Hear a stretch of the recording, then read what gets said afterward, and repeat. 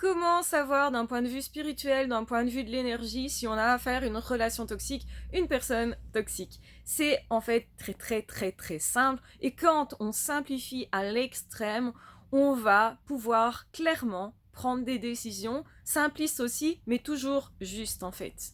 Alors la première chose que j'ai à dire, c'est que on a dans le monde des personnes qui sont extrêmement noires, effectivement les psychopathes, les sociopathes, les pervers narcissiques, les personnes très narcissiques qui ont un trouble narcissique font partie des personnes qui sont très très très sombres et on peut rajouter d'autres catégories, d'autres pathologies, etc.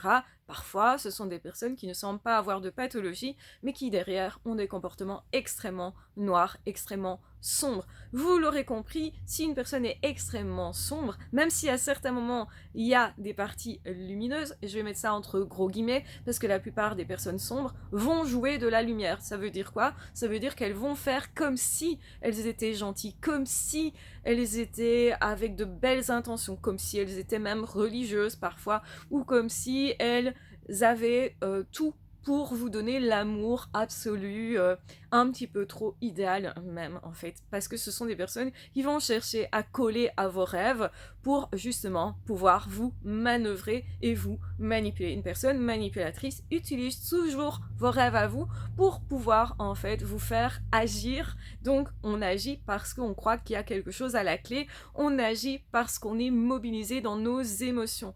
Donc quand on est sensible, on est plus facilement manipulable d'une certaine façon, mobilisé d'une certaine façon, et plus on a des rêves qui sont forts, et plus on pourrait être manipulé quand on ne voit pas clair sur la chose en question. Alors posez-vous une question simple, est-ce que cette personne elle est toujours lumineuse? Est-ce qu'elle reste lumineuse ou pas? Et qu'est-ce que je ressens clairement par rapport à cette personne-là? Est-ce que je me sens constamment à l'aise avec cette personne-là?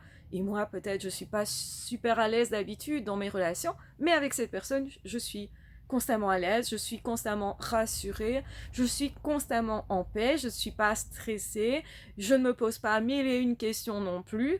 Et du coup, effectivement, quand on a cette sensation de protection, finalement, de chaleur qui reste, qui est stable, retenez bien ça, c'est stable, alors on a affaire à une personne généralement lumineuse. Quand quelque chose est instable, bouge dans tous les sens, qu'on ne sait pas trop bien quoi penser de cette personne, de cette relation, que on sent qu'on est à certains moments tracassé, stressé, préoccupé par cette relation, qu'on se pose mille et une questions sur notre propre valeur, alors qu'on n'avait pas forcément douté de nous depuis pas mal de temps, et ben attention, là c'est peut-être le signe d'une relation toxique et d'une personne qui est extrêmement, extrêmement noire. Donc faites attention à vous, essayez de ressentir vraiment profondément et vous sentirez la chaleur ou au contraire la noirceur de la personne.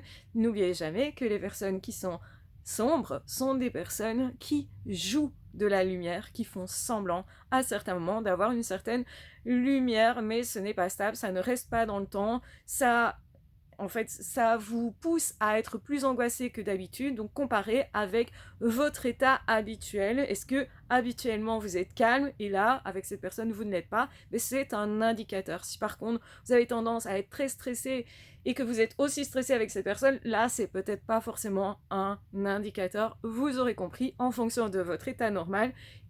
Est-ce que vous êtes plus stressé, moins stressé, plus tracassé, etc., plus préoccupé, etc. Voilà, j'espère que cette vidéo vous sera très utile. Prenez bien soin de vous. Ah, ciao, bye bye.